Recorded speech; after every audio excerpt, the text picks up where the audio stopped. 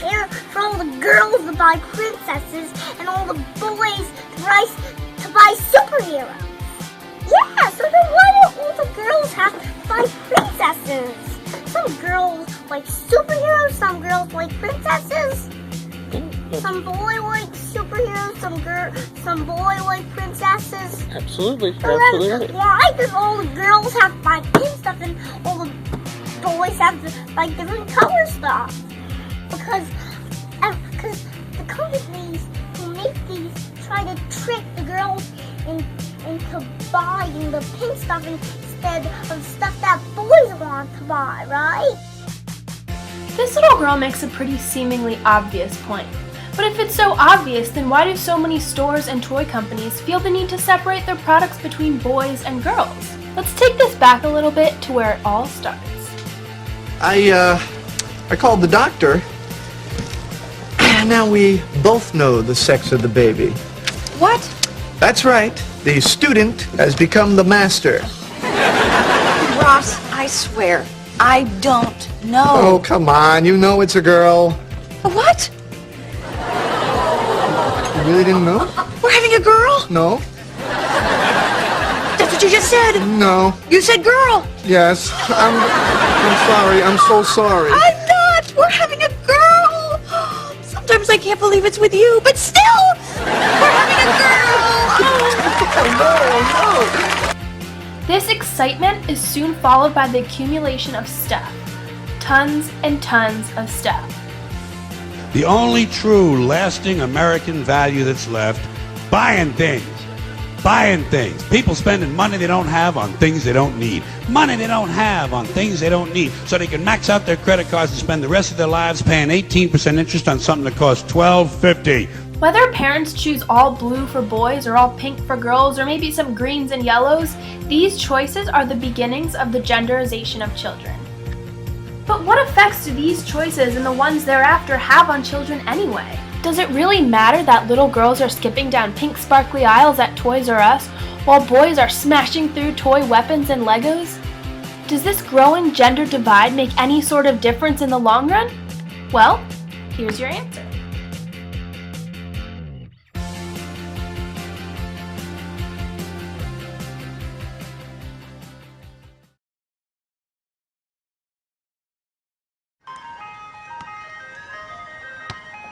The average child in the United States watches 3 to 4 hours of television a day, being exposed to advertisements like these constantly. Toy companies claim that they base their toys on research of children's likes and desires. But how can they tell if these likes and desires are innate or simply a response to the toys themselves? What marketers know and have realized since about the mid-1980s is that the more you segment a group, the more you sell. So the more you segment girls and boys and make them different from each other, emphasizing differences or creating them where they don't exist, the more product you're going to sell. So that's, it's kind of what it comes down to is what that girl said at the end of that clip, which is that really how we want to raise our kids? Psychologists have been studying this new type of brain science that uses neuroimaging to explain how biological sex differences cause social phenomena, such as the toy preferences between boys and girls. But the real question is, how can you possibly disentangle the biological data from the cultural influences that children face from birth? Regardless, toy manufacturers are convinced that different genders have different play needs, and thus produce their products accordingly. Studies have shown that in a general sense, girls' toys center around domesticity, while boys' toys are centered around aggression and violence. Think dolls and kitchen sets versus wrestling and play guns. Neutral toys, on the other hand, are rated most likely to be educational and develop children's physical, cognitive, and artistic skills. On that note, it's said that between gender stereotyped toys, it's more likely that moderately masculine toys will have more positive qualities in terms of spatial skills, science, and engineering, while feminine toys, on the other hand, are more focused on nurturing and cosmetic appearance. Where is the logic in any of that? There was a study that was done of 5,000 3-year-olds, and it found that 3-year-old girls who have older brothers have better spatial skills than girls with older sisters or boys with older sisters. So there was something about the exposure to older boys or to maybe the toys that they got handed down that changed their brains on a neurological level and changed actually what they were good at, what they were capable of. How do these toys affect children in the long run? Well, what's really interesting is we've entered this hyper-gendered age of toys that didn't really exist even kind of pre-feminism. And one thing to understand about kids is the way they develop. So little girls and little boys, they don't understand anatomy is destiny for most of us. They don't understand that sex, your genitalia, are linked to your sex, to male or femaleness. What they think is the way that you dress. If you wear barrettes, that makes you a girl. If you wear overalls, that makes you a boy. And so that's called gender impermanence.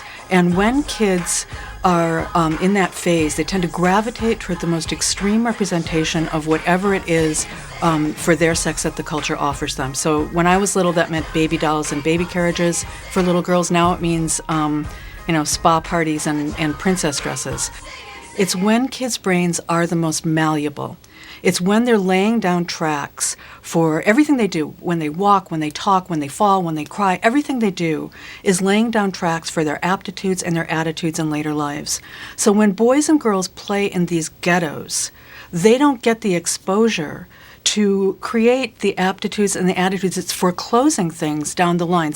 Peggy mentions the fact that young children don't understand the link between anatomy and gender, and that they gravitate toward objects such as toys that society represents as being the norm for these two groups. She later goes on to say that basically the toys children play with now, which may seem harmless, help to shape their ideas about gender identity later down the road. Here are a few examples of some of the ideas that kids are getting due to society's expected gender roles that go beyond the obvious ones that we previously discussed. Stop crying. Stop with the tears. Don't cry. Pick yourself up. Stop with the emotion. Don't be a pussy. Don't let nobody disrespect you. Be cool and be kind of a dick. Always keep your mouth. Nobody likes a tattletale. Bros come before hoes. Don't let your woman run your life. You a bitch. Get laid. Do something. Be a man. Be a man. Grow some balls.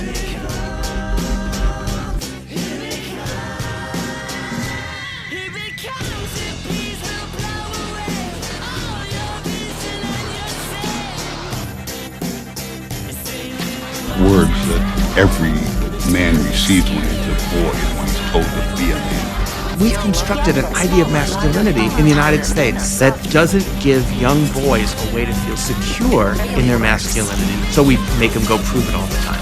Within their peer group culture, each of them is posturing based on how the other boys are posturing, and what they end up missing is what they each really want, which is just that closeness.